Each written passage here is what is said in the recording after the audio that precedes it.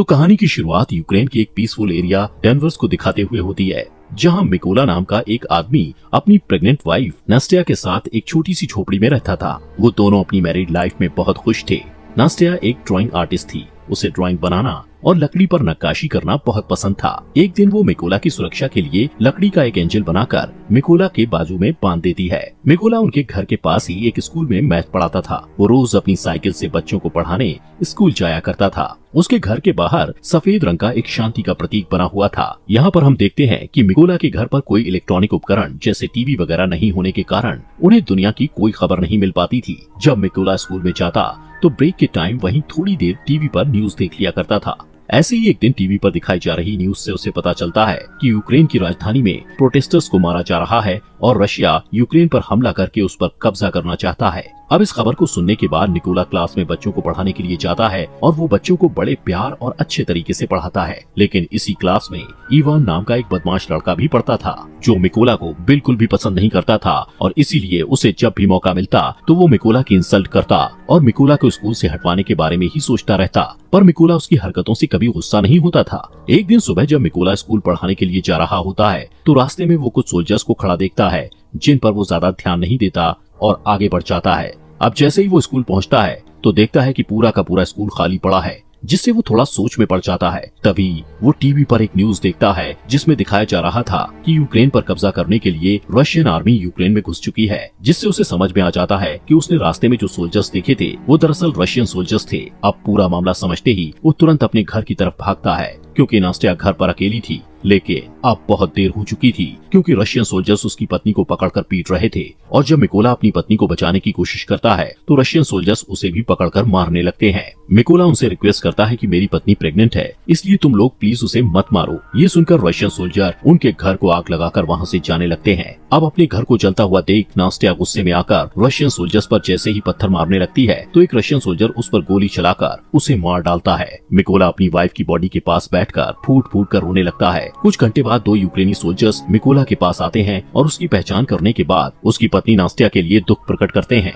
और उसके लिए कब्र खोदकर मिकोला को कहते हैं कि अपनी पत्नी को यहाँ दफना दो। मिकोला अपनी पत्नी को उस कब्र में दफना देता है। अब क्योंकि रशियन सोल्जर्स ने उसके घर को जला दिया था और उसकी पत्नी को भी मार डाला था, इसलिए अब वो बदले की आग में जल रहा था कि कब वो रशियन सोल्जर्स से अपनी पत्नी की मौत का बदला लेगा। इसलिए वो यूक्रेन सोल्जर्स को रिक्वेस्ट करता है कि मुझे भी अपने साथ ले चलो और मैं भी यूक्रेन आर्मी में शामिल होना चाहता हूँ। ये सुनकर यूक्रेनी सोल्जर्स उसे अपने साथ मिलिट्री बेस में ले जाने लगते हैं, लेकिन जाने से पहले मिकोला लकड़ी के उस एंजल को अपने पास रख लेता है जो उसकी वाइफ ने उसकी सुरक्षा के लिए बनाया था। जब वो मिलिट्री बेस में पहुँचते हैं तो वहाँ उनका कमांडर मिकोला को आर्मी में शामिल नहीं करता और कहता है कि ये बंदा जासूस भी हो सकता है। लेकिन मिकोला कमांडर को कहता है कि रशियन सोल्जर्स ने मेरे घर को जला दिया और वो लोग मेरी पत्नी को मेरी आंखों के सामने मारकर वहाँ से चले गए, इसलिए मेरे पास अब जीने की कोई वजह नहीं बची और मैं रशियन सोल्जर्स को मारकर ही दम लूंगा और अपने देश को बचाऊंगा ताकि रशियन सोल्जर्स किसी और के घर को न उजाड़ें। ये सुनकर कमांडर मिकोला को यूक्रेन आर्मी में भर्ती कर लेता है और उसकी ट्रेनिंग शुरू हो जाती है। मिकोला को बंदूकों के बारे में कुछ भी नहीं पता था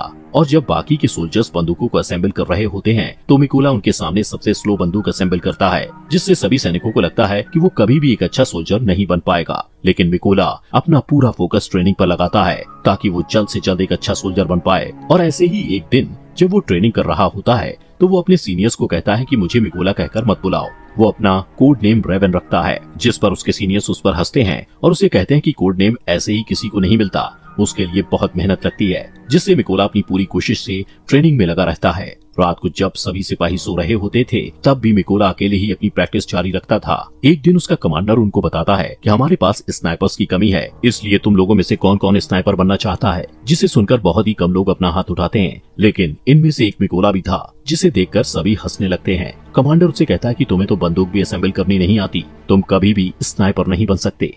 लेकिन मिकोला कहता है कि मैं एक अच्छा स्नाइपर बन सकता हूँ और मैं ये साबित कर सकता हूँ। वो कमांडर को कहता है कि आप मेरा कोई भी टेस्ट ले सकते हो। तब कमांडर उसे टेस्ट देते हुए कहता है कि तुम्हें सिर्फ 20 सेकंड में इस AK-47 बंदूक को असेंबल करना होगा। तब मिकोला आंखों पर पट्टी बांधकर बंदूक को असेंबल करना शुरू करता है और सिर्फ 18 सेकंड में ही AK-47 को असेंबल कर देता है। ये देखकर सभी हैरान रह जाते हैं और जो लोग पहले मिकोला पर हंस रहे थे अब वो उसके लिए तालियां बजाने लगते हैं। इसके बाद मिकोला की स्नाइपर ट्रेनिंग शुरू हो जाती है और मिकोला स्नाइपर की ट्रेनिंग को पूरी जी जान से सीखने लग जाता है। ऐसे ही कुछ दिनों बाद वो दिन आ जाता है जिस दिन इन सभी स्नाइपर्स को बंदूकें दी जानी थी।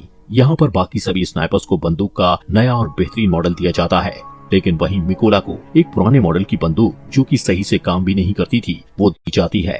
अपने साथ ऐसा भेदभाव देखते हुए मिकोला अपने सीनियर से कहता है कि सर मुझे भी नए मॉडल की बंदूक दीजिए, जिस पर उसका सीनियर उसे गुस्से से कहता है कि पहले तुम्हें प्रूव करना होगा कि तुम एक अच्छे स्नाइपर हो, उसके बाद तुम्हें नए मॉडल की बंदूक मिल जाएगी, जिसके लिए मिकोला तैयार हो जाता है। अब इन सभी स्नाइपर्स की लास्ट ट्रेनिंग शुरू होती है, जिसमें उन्हें सबसे पहले सीनियर सभी स्नाइपर्स को बताता है कि जब तुम लोग अपने दुश्मन पर छुपकर निशाना साध रहे होगे तब तुम लोगों को चाहे जो भी परिस्थिति आ जाए बिल्कुल भी हिलना नहीं है और सिर्फ अपने टारगेट पर फोकस करके उसे शूट करना है। इसके बाद सीनियर एक एक करके सभी स्नाइपर्स के पास शूट करने लगता है और जो भी सोल्जर गोली लगने के डर से जरा सा भी हिलता है तो उसे ट्रेनिंग से बाहर कर दिया जाता है। ऐसे ही जब मिकोला के पास सीनियर गोली चलाता है तो वो अपनी जगह पर ही निडरता से लेटा रहता है। यहाँ पर मिकोला अपने टारगेट पर उसी पुरानी बंदूक से निशाना लगाने की कोशिश करता है, लेकिन तभी इनका सीनियर उसे कहता है कि तुम्हें सिर्फ एक ही बार अपना टारगेट देखने को मिलेगा। और जैसे ही मिकोला अपना टारगेट देखता है तभी उसकी आंखों को ढक दिया जाता है, जिससे मिकोला का निशाना थोड़ा चूक जाता है। लेकिन सभी को पता था कि अगर मिकोला को नई बंदूक दी जाती और उसकी आंखों के आगे कुछ न रखा जाता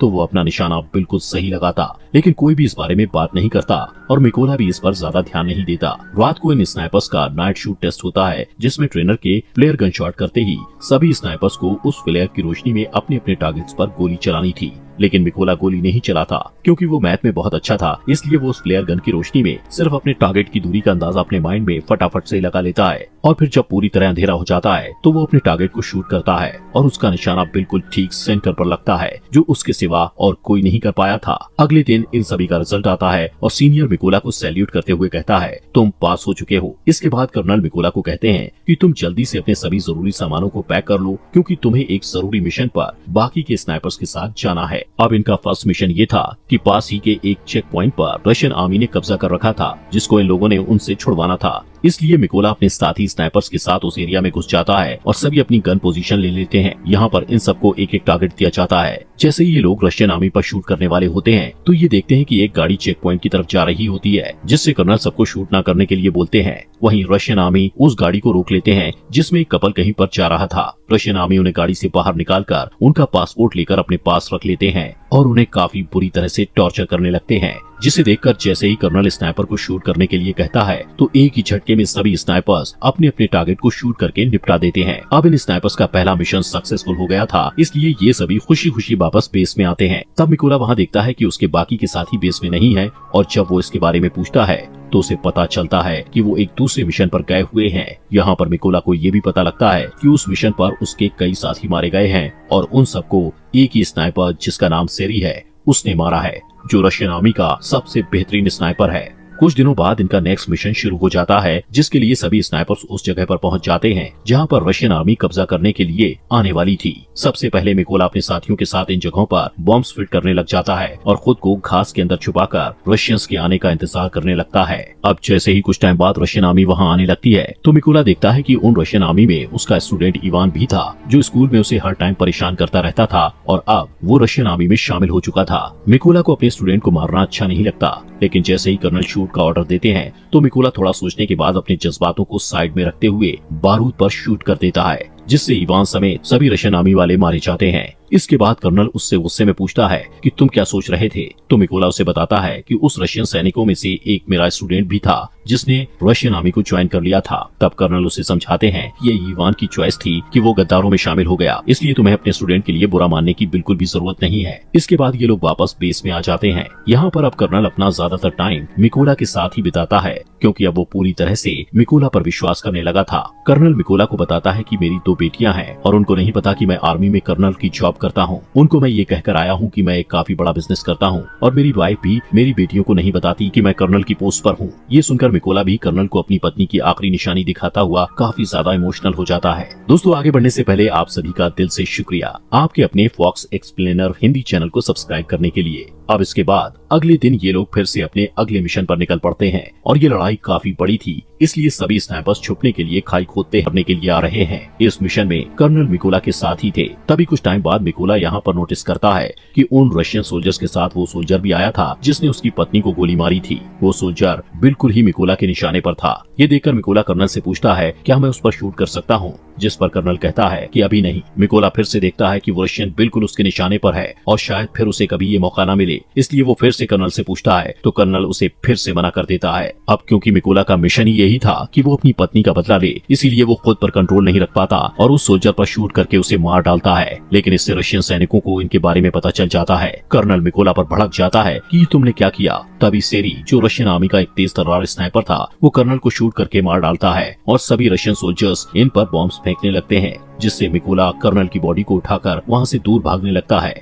लेकिन कुछ देर बाद वो रशियंस की रेंज से बाहर चला जाता है। मिकोला वापस बेस में आता है, लेकिन वो बहुत उदास था क्योंकि उसकी गलती की वजह से कर्नल मारा गया था। मिकोला अब ये कसम खाता है कि वो सेरी को कहीं से भी ढूंढकर उसे मार देगा और कर्नल की मौत का बदला लेगा। इसीलिए वो अगले मिशन के लिए अकेला ही निकल पड़ता है। थोड़ी दूर जाने के बाद उसे कुछ रशियन स्नाइपर्स की लोकेशन पता चलती है, जिससे वो अपने टारगेट फिक्स करके एक रशियन स्नाइपर को शूट करके मार गिराता है। लेकिन तभी दूसरा रशियन स्नाइपर मिकोला पर शूट करता है, जिससे मिकोला के हाथ को गोली छू कर निकल जाती है और वो घायल हो जाता है। लेकिन फिर भी मिकोला उस स्नाइपर को शूट करके मार गिराता है। अब क्योंकि मिकोला जख्मी था तो इसलिए वो एक सीक्रेट अड्डे पर जाकर अपने जख्म के ठीक होने का इंतजार करता है। तभी आर्मी हेड उसे कॉल करके कहता है कि हमारी आर्मी ने उस स्नाइपर का पता लगा लिया है जिसने कैप्टन को मारा था। हेड मिकोला को कहता है कि तुम जल्दी से बेस पर आ जाओ, जिससे मिकोला बेस में पहुंचता है। अब मिशन शुरू होने से पहले सभी सैनिकों को सारी जानकारी दी जाती है कि उस स्नाइपर की गोलियां बहुत दूर तक जाती हैं। उसने अब तक 5 सबसे कारगर यूक्रेनी स्नाइपर्स और 3 मशीन गनर्स को मार गिराया है और उस स्नाइपर का नाम है सेरी। हेड उन सबको ये भी बताता है कि सेरी पहले यूक्रेनी सोल्जर्स को मारता है और फिर उनकी फोटोज और वीडियोस को रिकॉर्ड करके इंटरनेट पर पोस्ट कर देता है, ताकि वो यूक्रेनी लोगों और खासकर यूक्रेनी आर्मी का मनोबल तोड़ पाए और वो हार मान ले। सेरी के पोस्ट इंटरनेट पर डालने से यूक्रेन आर्मी को उसकी लोकेशन का पता चल गया था। यहाँ पर कुछ सैनिक कहते हैं कि हमें उस लोकेशन पर माइंस बिछा देनी चाहिए। तब मिकोला उन्हें कहता है कि नहीं, हम ऐसा नहीं कर सकते, क्योंकि जब तक हम उस जगहों पर माइंस बिछाएंगे तब तक सेरी हमारा सफाया कर देगा। इसलिए हेड उनसे कहता है कि हम वहाँ 2 ग्रुप्स में जाएंगे। एक ग्रुप उन रशियन स्नाइपर्स पर सामने से अटैक करेगा, जिसमें वो लोग बिजी हो जाएंगे। तभी दूसरे ग्रुप वाले उन पर अटैक करेंगे, जिससे उनका ध्यान बढ़ जाएगा और मिकोला इसी का फायदा उठाकर उस बिल्डिंग के अंदर चला जाएगा जहाँ पर रशियन स्नाइपर्स होंगे और उनको मार गिराएंगे। प्लान बन जाने के बाद ये लोग बिल्कुल ऐसा ही करते हैं और जल्द ही अपनी अपनी पोजीशन पर पहुँच जाते हैं और रशियंस का ध्यान भटकाने में कामयाब हो जाते हैं और मिकोला को मौका मिल जाता है बिल्डिंग में एंटर होने का। मिकोला वहाँ पर अपने सामने 2 रशियन स्नाइपर्स को देखकर उन पर हमला करके उन्हें मारकर आगे बढ़ जाता है। मिकोला अपने साथियों को कहता है कि मेरा रास्ता क्लियर कर दो, जिससे सभी यूक्रेन सोल्जर रशियन के बहुत सारे सैनिकों को मारकर उसके लिए रास्ता साफ कर देते हैं। मिकोला आगे बढ़ता है। वहीं सेरी ये नोटिस करता है कि कोई भी सोल्जर उसे रिपोर्ट नहीं दे रहा, जिससे उसे थोड़ा शक होता है और वो चेक करने के लिए खुद ही छत पर जाने लगता है, क्योंकि छत पर भी एक रशियन स्नाइपर था जो अब मर चुका था। ये देखकर वो वापस अपनी पोजीशन पर वापस आ जाता है। तब उसे मिकोला की पत्नी का खिलौना दिखाई देता है। उसी वक्त मिकोला ऊपर से कूदता है और सेरी को मार डालता है। तभी एक और रशियन स्नाइपर को थोड़ी आवाज आती है, जिससे वो अलर्ट हो जाता है। लेकिन मिकोला उसी टाइम उसके पास एक ग्रेनेड फेंकता है और अब उस स्नाइपर का भी काम तमाम हो जाता है। लेकिन यहाँ पर हम देखते हैं कि सेरी जब ऊपर छत पर चेक करने गया था तो उसने अपने रशियन आर्मी से फोन करके बैकअप बुलाया था, इसलिए अब रशियन आर्मी वहाँ पर आ रही होती है। उन लोगों को नहीं पता था कि सेरी मारा जा चुका है, इसलिए वो सेरी को कॉल करके कांटेक्ट करते हैं। लेकिन कॉल मिकोला उठाता है और कहता है कि तुम लोगों का अब टाइम खत्म हो चुका है। ये कहकर वो ट्रक के ड्राइवर को शूट कर देता है, जिससे सभी रशियन सिपाही ट्रक से बाहर निकल जाते हैं। लेकिन उन्हें नहीं पता था कि यूक्रेन के स्नाइपर्स ने पहले ही उन पर निशाना साध रखा था। तभी सभी यूक्रेनी स्नाइपर्स उन पर गोलियों की बारिश कर देते हैं और मार डालते हैं। अब सभी को मारने के बाद मिकोला अपनी पत्नी की कब्र पर जाता है और उसे उदास भरे मन से कहता है कि मैंने अपने दुश्मनों से बदला ले लिया, लेकिन मुझे अब अपने देश की सेवा करनी है, इसलिए मुझे जाना होगा। इतना कहते हुए वो अपने अगले मिशन पर निकल पड़ता है और यहीं पर ये शानदार मूवी खत्म हो जाती है।